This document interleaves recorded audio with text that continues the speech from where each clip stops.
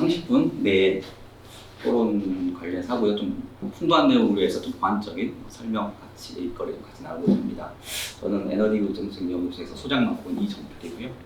연구소 2008년에 설립되어 있었어요. 그래서 기후나 에너지 관련해서 세부적인 좀 제한적인 이론, 내부 정책, 그리고 특히 지역 현장, 그리고 다른 이해 당사자들과 함께 공동 작업하는 것을 지향하는 민간 시민사회 베이스 연구소라고 이해하시면 될 것 같고요.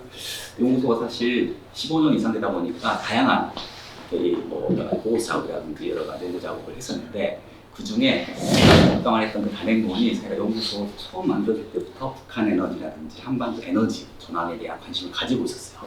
어떻게 보면 많은 주제들을 실제로 약간 이론 작업이라든지 정책 작업들 여러 가지 뭔가 만들어냈는데, 사실 이 주제만 계속 못했었어요. 결과물이 안 나오는 거예요. 왜냐하면 그만큼 계속 세미나 하고 했는데 좀 그런 게 계기가 없었던 것 같아요. 그게 말했던 것처럼 이게 어떤 연구하고 이 책이 나오게 된 배경이 전 정부 때 어떤 분위기를 타서 그게 단행본으로 나왔다라는 측면에서 다른 에너지라든지 기후 여러 세부 주제들 중에서 가장 어떻게 보면 어려운 주제 중에 하나다. 그만큼 수요처가 없기도 하고, 또 하나는 우리가 다른 대상들 자체가 가시적이지 않잖아요. 그리고 워낙 이 한반도 동북아 이 정세에 따라서 이런 주제에 대한 어떤 이슈들이 너무 출렁거리다 보니까 이 계기를 우리가 만들기보다는 좀 외부적 조건에 따라서 이렇게 반영되기 때문에 어려움들이 분명히 있는 것 같고요. 그런 차원에서 현 정부 들어서 현재 맥락에서는 더 어려운 거 아니냐라는 얘기를 좀 해볼 수 있을 것 같아요.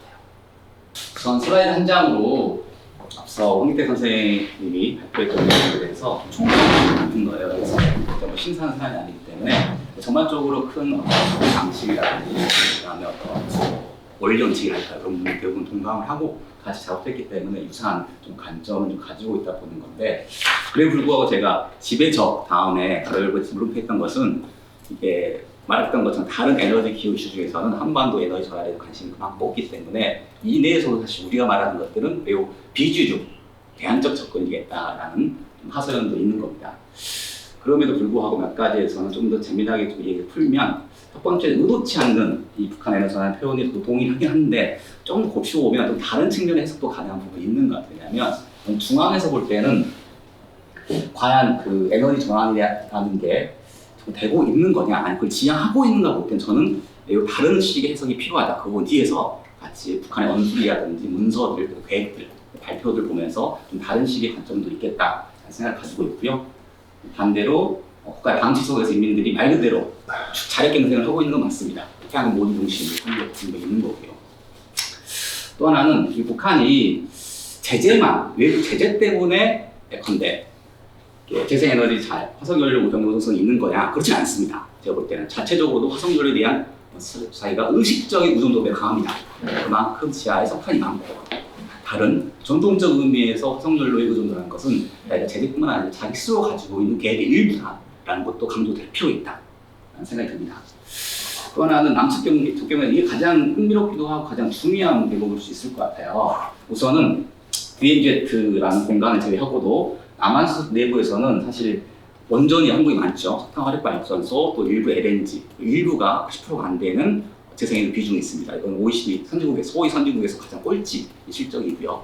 그래 불구하고 재생에너지가 조금씩 늘고 있어요. 주로는 태양광, 일본 풍력 중심으로 있어요. 그런데 지금 민영화되고 있어요. 사실 대부분이 민간 기업이거나 해외 자본입니다.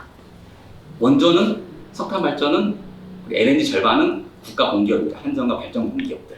나머지 그러면 재생에너지 어떻게 바람직하고 우리 가야 할 에너지원 있잖아요. 이것은 다시 사유가 민영화되고 있어요. 이게 매우 큰 쟁점이긴 합니다. 그리고 같이 빠졌습니다. 시민 자산화, 예컨대 시민들 출자해서 만든 에너지 자립마을 아니면 에너지 협동조합 같은 방식들이 대표적이죠. 이런 것들은 일부가 있으나 아직까지 매우 보완적인 장식적인 요소에 그쳐 있다. 객관적으로 볼게요. 요게 재생에너지를 둘러싸고 한마디로 정리하자면 남한의 현재 실태라고 볼 수 있을 것 같고요. 그럼 북한은 어떠냐? 전적으로 저는 제가 했던 것들은 동의합니다. 동의를 하는데 실제로 그것들이 뒤에 보겠지만 또 다양한 어떤 해석들이 필요하고 상상력이 좀 필요한 부분들이 있을 것 같고요. 이런 것도 매우 긍정적이고 동의되는 부분인데, 그러면 우리가 어떤 계기로 다시 뭔가 시작할 수 있을 것이냐 라는 거예요. 예컨대 적어도 예전에 DMC 말고도 금강공이라든가 개성공단 같이 일정하게는 뭔가 할 수 있는 뭔가 만나는 공간들이 있었는데 지금 아예 없고 또 이후에 또 어떻게 바뀔지는 모릅니다만 그런 것들이 기존에 있는 방식과 다른 식의 공간을 창출할 수 있을 것인가는 어려운 숙제이기도 하고 그만큼 기존의 사전 어떤 이론 작업이라든지 여러 가지 다른 어떤 모델 같은 것도 필요할 거라고 생각합니다. 여기 총평이었고요.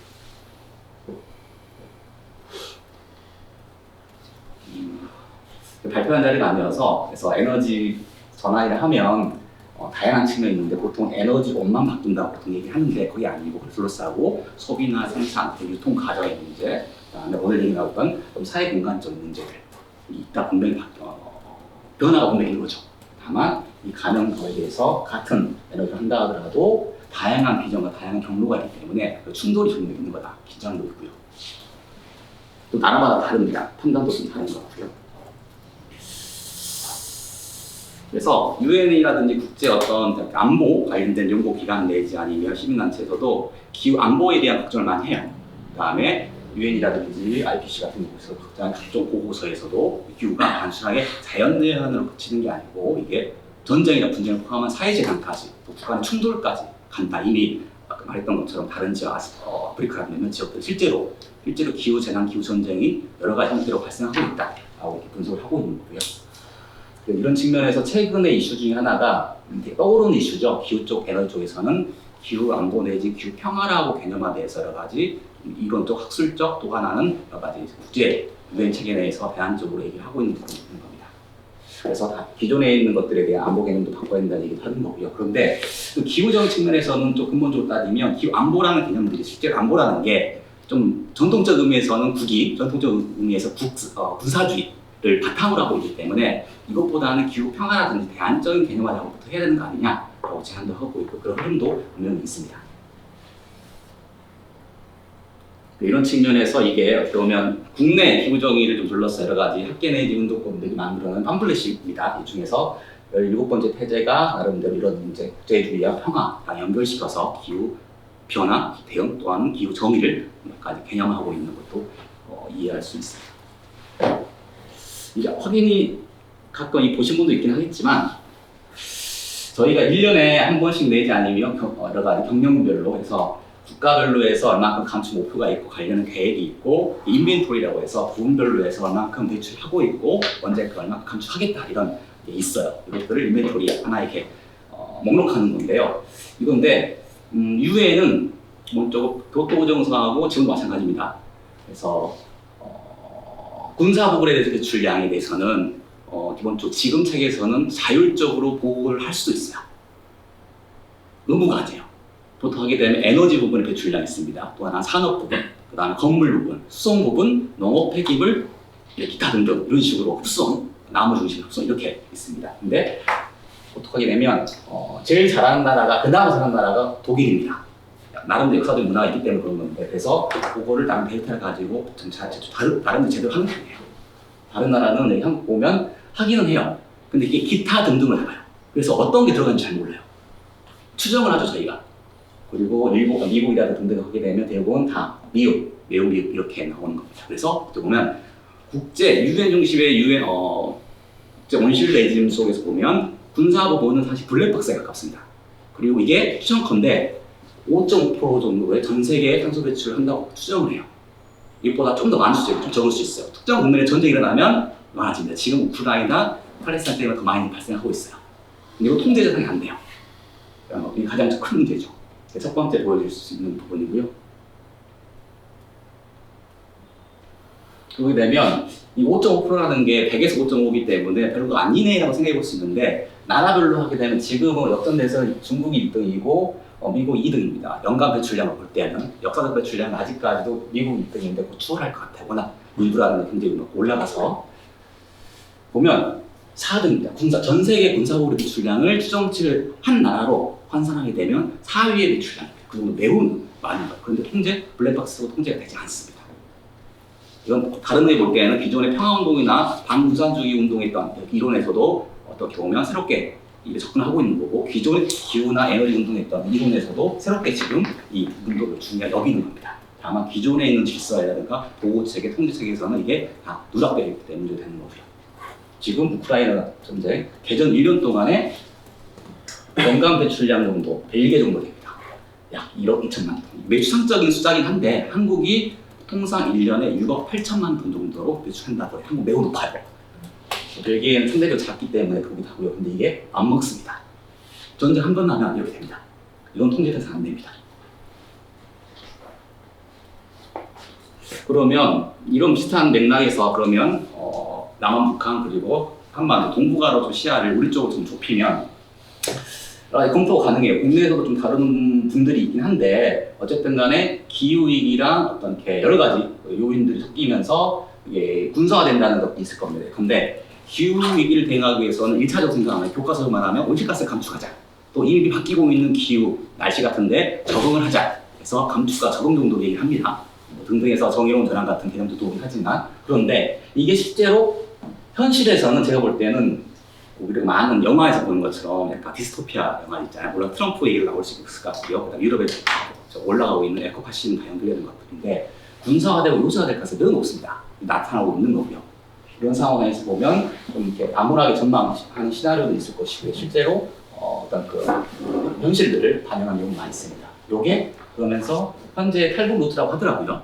그래서 다양한 경로로 이렇게 루트 하는데 이게 기후난민 형태로 비슷한 경로로 나올 수 있을 것이다 라고 얘기합니다. 어떻게 보면 기후대전 같은 사람은 특정 50년 전에 북한이 다른 이유보다는 기후이기 때문에 붕괴할 수 있는 가능성이 높다. 물론 다른 것들이 초대가 되긴 하겠지만요.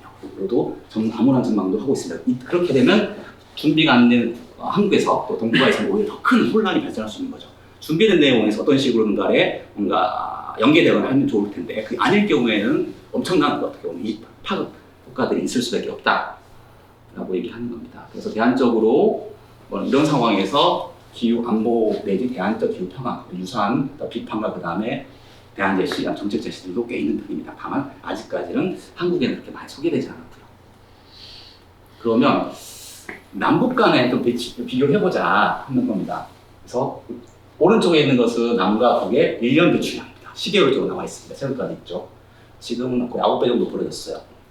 경제 규모랑 GDP랑 사실 연동이 되긴 해요. 숫자를 보기 때문에. 그래서 이게 여기까지 약간 이제 지원도 달랐잖아요. 그렇기 때문에 이렇게 연동된 모습에서 역전되는 거고 1인당 매출량으로 가했을 때도 이렇게 확실히 그럼 이 갭과 이 디바이드를 어떻게 극복하는 게 좋을지 아니면 이게 정상이가 가장 큰 건지 그게 아니라면 다른 식의 접근이 필요하겠죠. 이거는 구체적인 데이터니까 넘어가면 될 것 같고요. 그러면 간단하게 현실 진단비 전망을 해보면 앞서 봤던 것처럼 북한은 이런 에너를 중심으로 해서 나름대로 자기 체제를 가지고 에너지 시스템을 같이 구축하고 있는데 이게 붕괴되고 있는 것 같아요. 근데 이게 어떻게 될지 몰라요. 그렇다고 해서 의도치 않는 전환이 일어나고 있는데 이게 어느 방향으로 또 계획적으로 아니면 자연 발생적으로 갈지는 모릅니다. 다만 여러 가능성들이 있는 것 같아요. 또 한국, 남한은 그러면 이것들이 재생에너지로 좀 전환 가져가긴 하지만 정부마다 좀 다릅니다. 정책 기조가 다르기 때문에 다르긴 합니다만 아직까지는 화력과 원자력 중심이 합니다. 그리고 재생에 좀 있고요. 이런 것들이 뭐 통일 자체를 말하든 아니 교류 협력을 말하든 어떤 관계를 떠나서라도 이것도 영향을 많이 서로 주고받을 텐데 이것들이 자체를 좀 이렇게 이 디바이드를 정확하게 직시해야겠다는 거죠. 앞서 원 선생이 워낙 그 장비이긴 한데 이런 것들을 배치마킹 하자면 북한의 극장의 모습들이 있습니다. 그래서 당시에는 아시아 가장 최대 발전소였어요. 그때는 일본에서 건설을 한 거고요. 그 다음에 아리락 때 저는 가서 관람하긴 했는데 제가 직접 찍은 사진은 아닙니다. 여기서도 원전들이 강조되는 것들 상징적으로 보여주는 모습이 있습니다. 그리고 여기서 발전 내부 관제소가 있는 거고요. 그 다음에 태양광 중심으로 달아가진 방마당이라든지 나름의 적정 기술이죠. 버스 위에 올려서 적정 기술을 합니다. 나름대로 평양에서는 나름대로 고급 주택에서 사는 사람들에게 이렇게 보이는 조금 다른 이미지가 있는 거고요. 이것은 국내 송정 교통 얘기하면서 좀 보여주려고 다시 한번 가져왔습니다. 남과 북에 대한 비교 평가도 중요할 텐데 북한 내부에서 좀 중요합니다.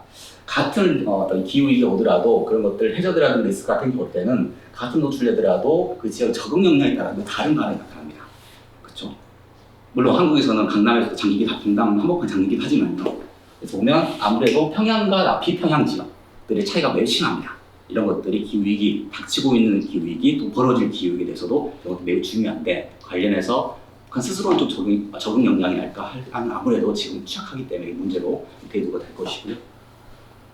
최근에 거기 이쪽에 위에 큰 B라고 하네요. 그래서는 거기 큰 L을 쓰잖아요. 그래서 좀 난리가 난 적도 있었죠. 그런 것들에 대한 것들이 다 일단 현재 벌어지고 있는 기후위기랑 관련됩니다.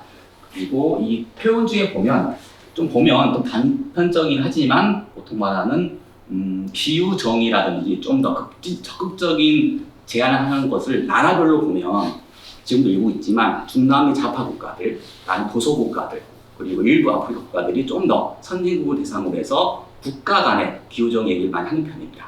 자기들의 책임들을 하는 거고, 그래서 손실과 피해에 대한 보상 내지 배상 내지 지원을 달라 하는 것도 실제로 부업을 해요. 여기 보면 북한이 보통 말하는 그들 제3세계 보통 말하는 기후정의 말하는 국가들의 입장과 비슷해요. 이 원수 자체만 비교해보고 이게 좀 이렇게 할 수 있다. 다만 이것도 확실히 더 재형적으로 되는 부분이 있어요. 어떤 다른 어떤 문서상에서 확인할 수 있는 거고요. 북한도 한국처럼 또 모든 나라들이 이 NDC라고 하는 감축 계획을 내야 됩니다. 북한은 마찬가지입니다. 그래서 UNFCCC라는데 북한도 하나의 나라로서 당사 국가입니다. 1인 1표를 행사할 수 있는 거고요. 그래서 회의 참석해서 발언도 합니다. 북한도 한국 비슷한 시기 때 16년, 29년에 제출을 했어요. 여기서 추가했었죠. 아까 어떻게 상향 조정했어요. 상향, 그 목표를 상향하겠다라고 NDC를 바꾼 거고요. 중요한 게 2010중계에 나온 거고요. 첫 번째, 하나는 야 당신네 나라는 선진국이 우리도 열심히 노력할 테니까 자체 감축분 너희가 돈 주고 기술과 재정을 주면 더 감축하겠다. 추가 조건부를 다는 거죠. 그리고 정책수랑 보면 16년이긴 하지만 지금 비쌀 거라고 생각하는 거고요. 석탄에서 가져갑니다.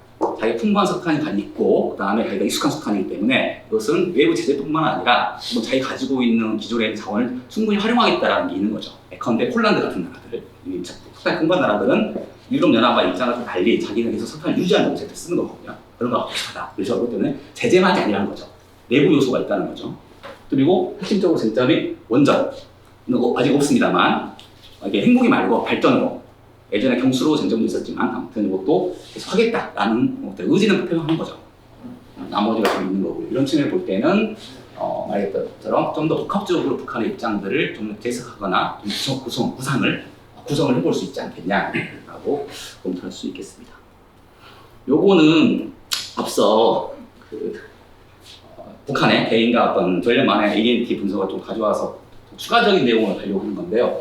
48년에 북한이 단전됐습니다. 그전에 북한의 풍부한 수력 중심으로 해서 서울과 남한이 정리 대부분 받았었어요. 이제 새로운 정치 체계가 들어서면 순간 바로 망이 그리고 사라진 거죠. 그래서 남한은 자체적인 개발주의 시대, 국대 시대를 거치면서 여기까지 최근까지 온 겁니다. 그래서 엄청난 용량입니다. 지금 현재 북한하고 비교하기 어려울 정도로. 그리고 이것은 전정부 때 한참 다른 데로 관계가 좋은, 좀 친하게 지낼 때, 그래서 여러 가지 연구자들과 기술자들이, 엔지니어들이 그러면 쪼개져 있는 북한 계통과 전력 계통, 남한 계통을 어떻게 연결시킬 수 있을 것인가. 왜냐하면 이게 쉬운 게 아니에요. 전기라는 게 한 나라마다 다릅니다. 주파수도 다르고요. 나라가 전압도 다른데 그나마 북한 남한은 역사 뿌리가 있어서 좀 유사한 측면이 있어요. 그래 불구하고 바로 나라의 전기를 잇는 게 쉽지 않습니다. 과거에 대성공단 만들었을 때 북한에서 남한에 싸준 거거든요. 이런 것들이 한 특정 공간은 가능하지만 국가 체계가 전압 주파수 맞추는 게 매우 기술적으로 어려운 부분이긴 해요. 그래서 점점단 안 되는 건데 이런 부분을 하려고 하게 되면 발전 시설도 중요하겠지만 그리드, 네트워크를 어떻게 송배전할 것인가 매우 중요합니다. 이런 것들이 이런 모습을 갈지 아니 다른 식으로 갈지 이런 것들이 있기 때문에 미랑 갈등 같은 게 터지기도 하고요. 또 지금도 유사하게 송전망 관련해서 다양한 갈등들이 일어나고 있습니다. 심지어 지금 여기 서해, 전남, 전북에 대규모 해상 풍력이 일부 가동되고 있고 또 계획이 되고 있어요. 엄청난 규모입니다. 이것들이 역으로 서울 수도권, 특히 용인 반도체 전기가 필요하니 반도체 클러스터, 데이터 센터가 필요하니 재생에너지, 해상풍력 재생에너지를 이쪽으로 쏴주려고 송전망이 건설되고 있어요. 그래서 엄청난 갈등이 있는 거죠. 그래서는 원전 성능만 갈등이었다면 이랑은 지금 단계 국면에서는 또도 있지만 해상풍력 송전망 갈등이 생기고 있습니다. 그래서 해상풍력 필요하거든요. 필요하긴 하지만 이 자체를 어떻게 이렇게 공간적으로 배치할 것인가는 되는 겁니다. 새로운 과제이긴 해요. 이런 측면을 볼 때 이게 앞서 제가 설명드렸던 정문서입니다. 그래서 제주, 호남, 수도권 아무래도 재생에너지가 나름 다른 광역시도보다는 좀 많은 편입니다. 상대적으로 그런 지역들이 자체 소비 개념도 있긴 하겠지만 기본적으로 그들은 전국망이기 때문에 다 흘러갑니다. 그렇기 때문에 어떤 쟁점들이 있는가를 보여주는 겁니다. 특히 수도권 같은 경우에는 이게 엄청 서울 포함 수도권 같은 경우는 자립도가 매우 낮아요. 에너지 자립도가 너무 낮아요. 전력 자립도가. 그렇기 때문에 보통은 다 멀리 있는 에너지 발전 시설이 높은 원전 지역, 석탄 발전 지역에 다 가져다 씁니다. 근데 특히 지금 수도권에 계속 큰 산단들이 건설될 예정이기 때문에 이것들 내부에 추가적인 전력 수요가 되기 때문에 이걸 어디서 생산할 거냐, 어디서 가져올 거냐. 왜냐하면 자기 생산은 아직도 매우 낮기 때문에 문제 생기는 거죠. 말씀드렸던 것처럼 요겁니다. 여기 반도체 클러스터가 엄청납니다. 거의 10기가 정도가 필요해요. 10기가 하면 원전 10기. 단순 말하면 한 개 지금 1기가 정도 잡으니까요. 근데 용일에다가 원전 짓지 않습니다. 실생활을 할 수가 없죠. 짓는다 하게 되면 그 정부나 그 단체장은 바로 탄핵당했죠. 그렇죠? 그러게 되면 일본 자기가 LNG 같은 걸 조그만 거 만들지 했지만 대부분 다 다른 데 갖다 쓰는 거죠. 그래서 여기 써 있는 것처럼 자기들은 기본적으로 호남 재생에너지와 동양 원전 갖다 쓰겠다라는 원칙입니다. 그런 것들이 있는 거죠. 이 논쟁들이 기본적으로 한국의 최근 이슈긴 한데 그러면 한반도를 확장시키면 계속 황진혜 선생님이 말했던 것처럼 그 여러 가지가 생기는 거죠.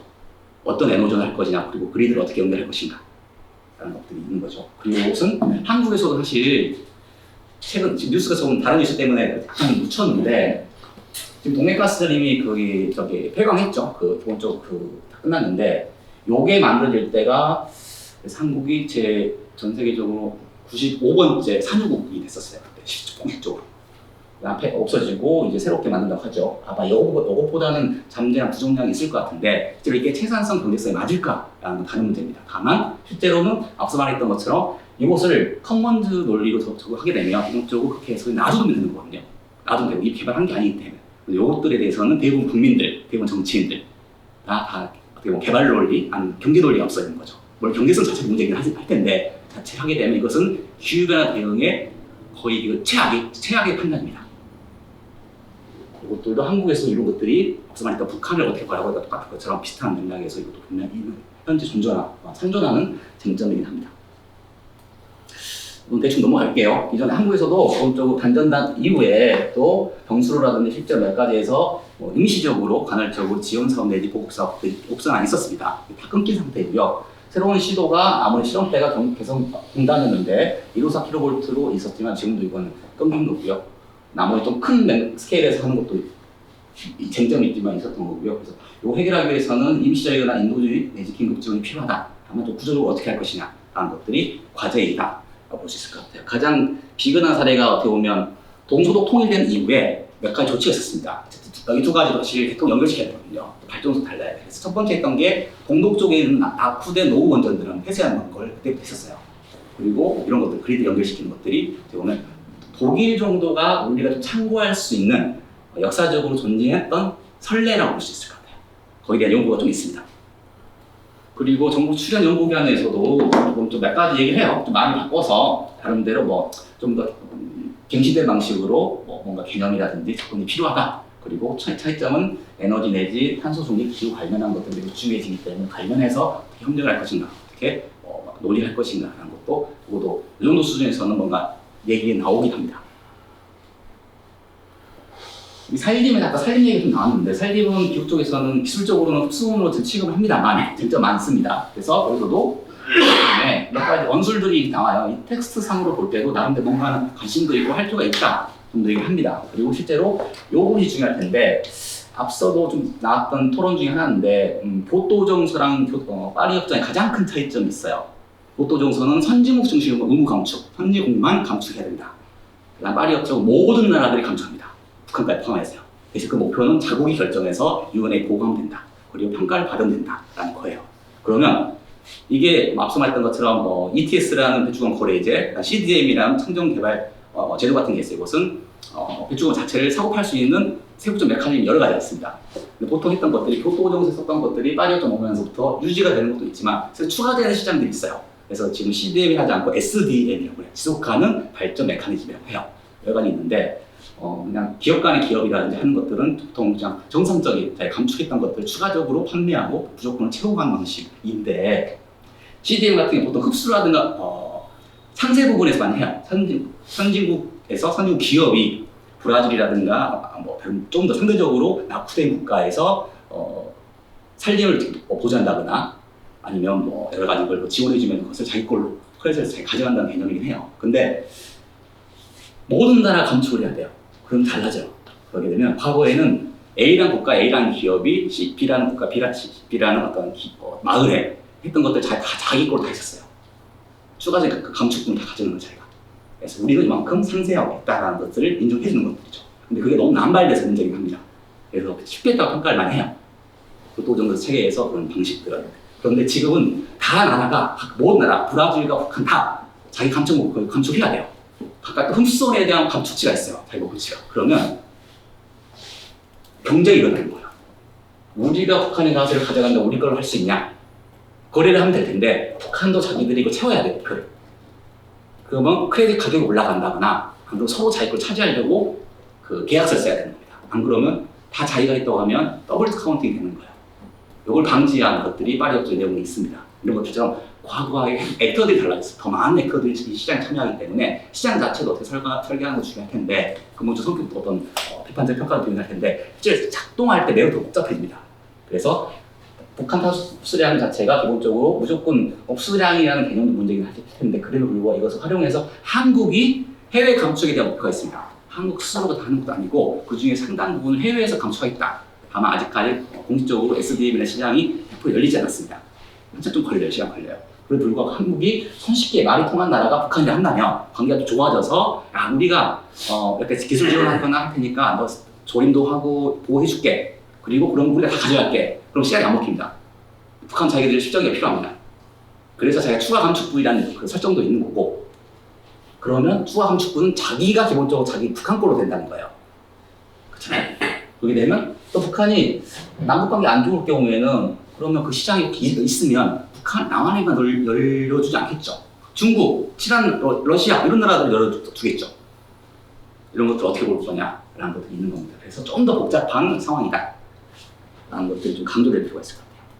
이런 측면에서 황석현 선생님 같이 했던 것처럼 이라고 좀 다른 관점에서 이런 그리드 세상을 좀 볼 필요가 있겠다 하는 거고요. 여러 가지 난관이 있습니다만 몇 가지 원칙들과 방향들 좀 분명히 어떻게 우리 스스로도 정하고 좀 제안을 할 수 있겠다라는 생각이 들고요. 이런 에너지 시나리오 하는 방식들은 좀 다양하기도 하고요. 저희가 쓰는 방식들이 한 틀인데 이런 것도 넘어갈게요. 물론 중요한 것은 그 에너지 시나리오라는 모델링이 숫자로만 보이지 않습니다. 숫자로만 보이지 않고 말하는 게 아니고 다양한 질문들, 정성적 시나리오 하는 부분이 있는데 이런 것들을 가지고 나서 이제 숫자들이 나오는 겁니다. 어떤 에너지가 필요하고 어디다 언제 공급할 것인지 이런 것들이 나온다고 말씀드릴 수 있을 것 같고요. 이런 측면에서 잠정적으로 저희가 경우에는 확장 불안 시나리오, 격차 유지, 축소 전환 시나리오라고 이름 좀 명명을 해봤어요. 그래서 가상의 대표성 있는 세 가지 시나리오를 저희는 나름대로 이 축소 전환 시나리오를 지향하는 걸로 갔죠. 원칙들이 몇 가지가 있습니다. 이런 것들 중에서 이런 모델들이라든지 원칙들을 반영해서 할 필요가 있겠다. 라는 첫 번째 원칙 전제가 될 수 있겠습니다. 그래서 나름대로 모델링해서 나온 결과들이 좀 몇 가지가 있겠고요. 넘어가고 이제 미국의 노티러스 연구소 같은 경우에도 가장 북한 정보 AI 데이터를 많이 가지고 있는 도시 중에 하나인데요. 자체적으로 우리하고 좀 다른 방식이지만 이런 식으로 북한의 미래 경로를 이렇게 좀 구성하고 그 중에 이 경로는 이렇게 되어 있다라고 얘기합니다. 여기서도 주어는 남과의 관계보다는 중국이나 러시아의 관계 쪽 해외 변수 아니면 그쪽으로 네트워크 연결시키겠다라는 것도 있습니다. 마지막인데요. 그러면 한국 정부가 약간의 이상향이고 문제가 있긴 하지만 기존의 에너지 시스템이 이렇다. 그런데 이제 이쪽으로 가자. 그걸 분산 에너지를 합니다. 이 중에서 일부는 재생 에너지 포함하고요. 다음 소형 원전 같은 거 포함됩니다. 분산 에너지라고 해서 규모가 작아지면 재생 에너지만 들어온 게 아니에요. 정부 계획이라든가 좀 기술적인 측면 아니죠. 주류 정책 입장에서는 원전 LNG 같은 거 다 포함되는 겁니다. 좀 규모를 작게 해서 전력수가 필요한 곳에 인근에 배치하자. 우리가 말하는 소형 태양광, 소형 풍력 같은 개념도 있지만 좀 다양하게 있습니다. 이런 것들이 분산 에너지라고 쓰여요. 그래서 재생에너지, 저장장치, 배터리, 그 다음에 자가발전, 집단 에너지, 그 다음에 이런 것들이 다 모두 포함됩니다. 그래 불구하고 이것은 공간 경험에서 조금 지역별로 분산하자라는 개념에 가깝습니다. 이런 것들이 저는 100% 동의하지 않습니다만, 그럼 예를 들면 이런 것들이 한국 말고 북한을 바라보는 지배적 주류적 입장의 정책 위반자라든지 전공자들이 하는 어떤 입장과 비슷할 겁니다. 이것들이 바람직한 건지는 또 두고 봐야겠죠.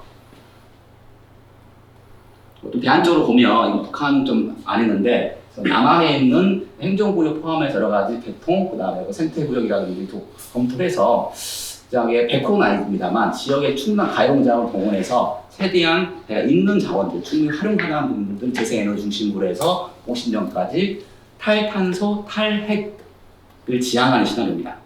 이런 원칙들을 반영해서 모델을 한 결과, 그래서 에너지 권역이라는 개념을 가지고 나서 시도를 좀 이렇게 인근 지역들을 묶었습니다. 에너지 권역이라는 개념을 가지고. 그래서 충분히 이론적으로 가능하다, 현실적으로도 정책들이 반영되는 가능하다라는 것도 생각해 볼 수 있을 거죠. 그러면 이걸 뒤집어서 올리면 새로운 모델들이 생각해 볼 수 있죠. 또 하나, 이게 남과 북이 분단대체가 아니라 어떤 형식으로든 간에 그리드가 연결될 수 있는 것도 검토해 볼 수 있는 것도 있겠고요. 이 상황에서 아직까지 나와 있는 많은 것들은 우리가 좀 부정적으로, 이 책을 쓴 저자들 부정적으로 보는 것들이 정부 정책이거나 좀 현실에 나와 있는 정책들이라고 저희는 평가하고 있습니다. 우선 토론은 이렇게 마치겠습니다.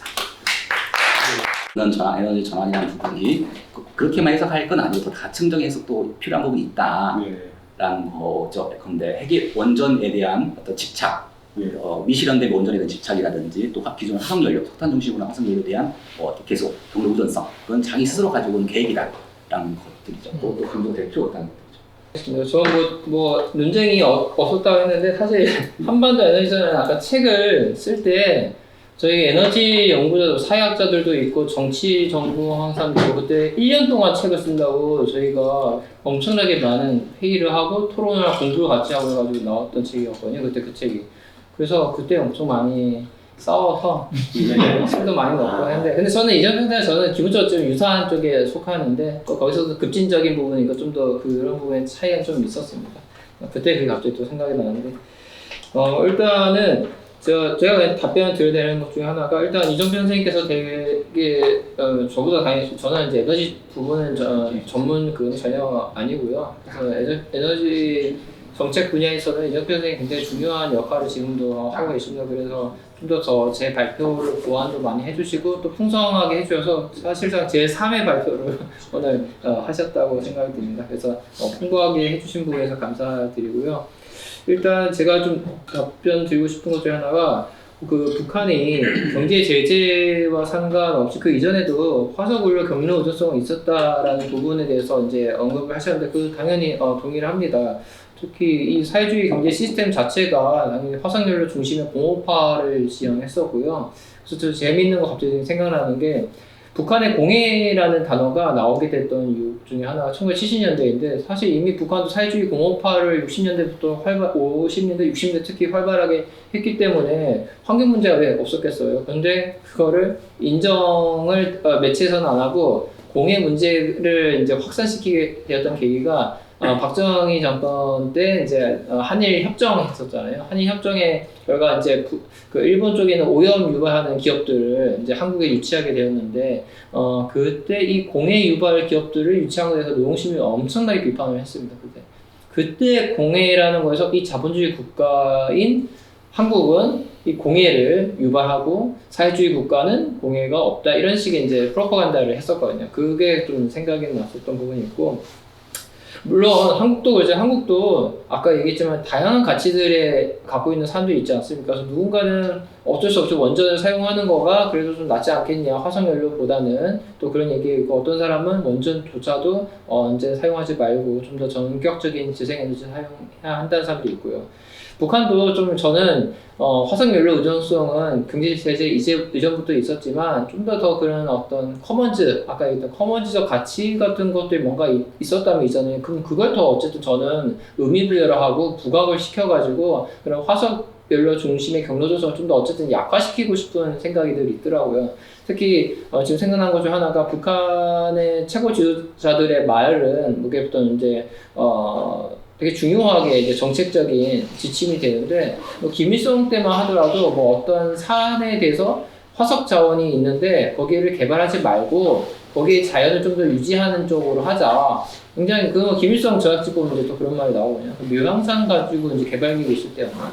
근데 그런 부분들을 봤을 때는 어떤 면에서는 인민을 위한다는 말로 했는데 이게 어떻게 보면 좀 더 환경의 지속 가능성에 대해서 그 당시 그 환경 인식이 얼마나 성숙되어 있는지 모르겠지만 어떤 부분에 있어서는 그런 가치들도 북한 내부에서 순환되었다는 거죠. 그러면 그런 부분을 좀 더 포착해서 좀 더 전환의 부분에 좀 더 방향을 잡을 수 있는 쪽으로 좀 유도하고 싶은 게 제가 하고 싶은 좀 방향인 거고요. 분명히 화석 연료 경로 노조성은 이전부터 있었던 건 당연히 맞지만 경제 제재가 굉장히 세거든요. 세니까 이 센 경제 제재가 더 화석 연료 경로 노조성을 강화시킨 부분도 있을 수 있고 또 한편으로는 그런 의도치 않은 전환의 흐름도 뭔가 만들어지고 있는데 어쨌든 이 의도치 않은 거를 저희 어떤 한반도 전환의 의도로 좀 끌어올려 하는 그런 생각이 좀 계속 갖고 있다는 생각이 듭니다. 그 특히 남한 사회하고 결국 이제 중요한 건데 오늘 남한 사회에서 전환에 있어서 문제 중에 하나가 민간 중심이 되는 부분. 이게 그러니까 그럼 국가가 해야 되느냐 그건 다른 얘기고요. 민간 중심이 되고 있다는 것도 지적해 주셨고 그리고 시민 자산화 이 시민 자산화 사실 커먼즈의 논리랑 연결될 수 있는 부분이 있는데 이게 이정필 소장님의 말에 따르면 장식적, 그냥 좀 데코레이션과 같다는 상황이라고 이제 얘기를 했으면 좀 이런 부분이 좋지 않은 전환의 전망인 것 같아요. 현재의 실태에 대해서. 그래서 그런 부분에 있어서는 이 북한에 대한 에너지 전환 논의는 철저히 남한에서의 에너지 전환에 대한 성찰과 굉장히 결합이 되어야 되는 부분이 중요한 생각이 듭니다. 북한을 내재적 접근을 하자고도 하지만 우리 안에 있는 이 에너지 전환 담론에 대한 내재적 접근도 더 치열하게 좀 해서 이런 자성과 평가, 반성 속에서 북한에 대한 에너지 전환과 다시 또 적합되는 부분을 고민해야겠다는 생각이 들었고요. 그 다음에 여기서 얘기했던 것 중 흥미로웠던 부분은 군사입니다. 군사. 북한도 그렇고 지금도 그렇고 아까 두 국가론을 이야기했는데 두 국가론에 의한 적대적 교전국이라는 이야기를 하고 있는 거는 군사 부분에 대한 훈련, 군사 부분의 지출이 계속 높아지고 있는 걸 얘기합니다. 한국이 군사 부분의 지출이 굉장히 많다는 것도 중요한데 북한은 그 없는 재원 가지고 또 군사 부분에 엄청나게 또 많이 강조하고 있지 않습니까? 이 부분이 탄소 배출의 측면에서 만약 바라보면서 하면 안 된다라는 논리가 만약에 공감이 된다면은 그 부분이 굉장히 크게 저는 한국의 어떤 에너지 전환에 있어서 뭐 석탄을 내버려 두자는 제안을 했었지만 군사 훈련을 멈추었을 때 만들어지는 탄소 배출이 없고 그것이 한반도의 지속 가능성에 긍정적인 기여를 한다. 라는 사회적 공감대가 형성되다면 그것 때문에라도 뭔가 북한 당국의 대남 정책의 어프로치가 바뀐다든지 한국이 그렇게 바뀐다 하면 정말 좋은 국면일 텐데 그건 쉽지 않겠지만 어쨌든 현재 블랙박스로 남아있는 군사 부분에 대한 거 제가 또 군대 있을 때 잠깐 찾아오셨는데 이 전차 기갑부대에 석유 사용한 게 엄청나고 이 무거운 쇳덩어리를 그때 나오는 그 대기 오염 보면서 저도 그런 생각 많이 했는데 어쨌든 수치로 다시 보면서 그 부분에 대한 연구를 또 제가 있는 과의 정체성에서 그래서 좀 군사 부분과 평화에 대한 어떤 연결성을 좀 볼 때 해야겠다는 생각이 들었습니다. 그리고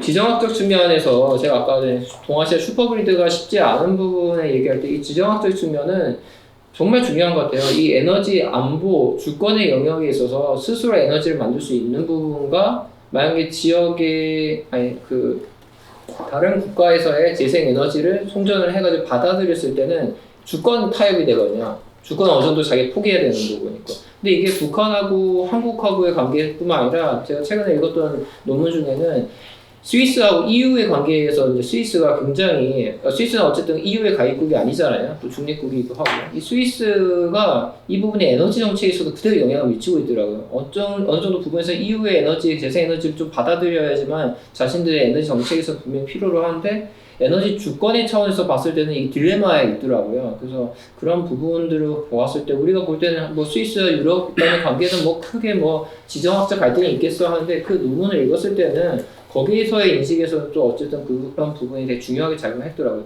그런데 지금은 군사적 갈등까지 겹쳐있는 남북한 간에 그리고 또 북중러, 한미일 간의 이런 어떤 지정학, 지경학적 갈등이 굉장히 선명한 데서는 당연히 이런 슈퍼그리드 같은 이야기는 나올 수가 없고 그런 교류 자체는 얘기가 안 되고 좀 더 절망스러운 상황인 것 같습니다.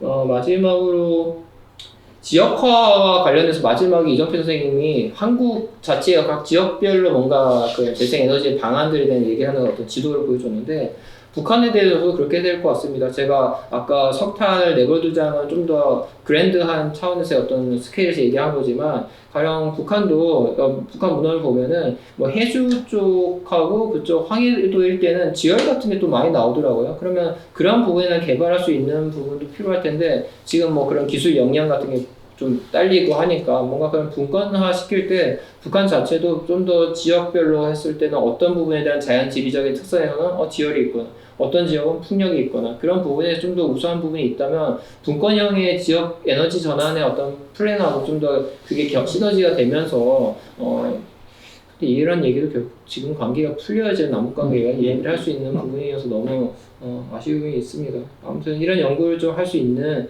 국면이 되면 좋겠다는 생각을 해서 이 정도 일단은 말씀을 답변하겠습니다. 여기 카톡에 채팅방에 이거 간단하게 답변 드릴까요?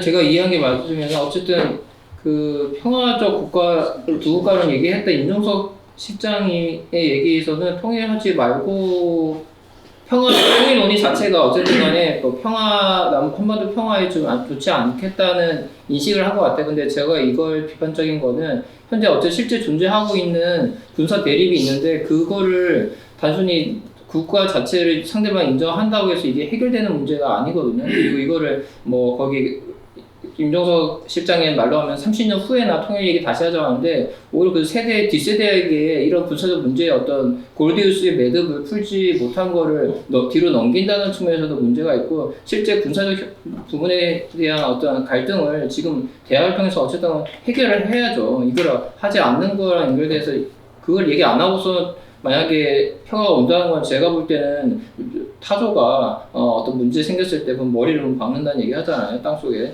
그런 조치라고 생각이 들어서 좀 비판적이었고 혹시 여기서 얘기한 담론의 빈곤이라는 게 그것이 맞다면 저는 그렇게 생각하고 있습니다. 아무튼 이게 에너지 전환 논의하고는 딱 직접적으로 얘기되지는 않지만 일단 제 의견 간단히 밝혔습니다.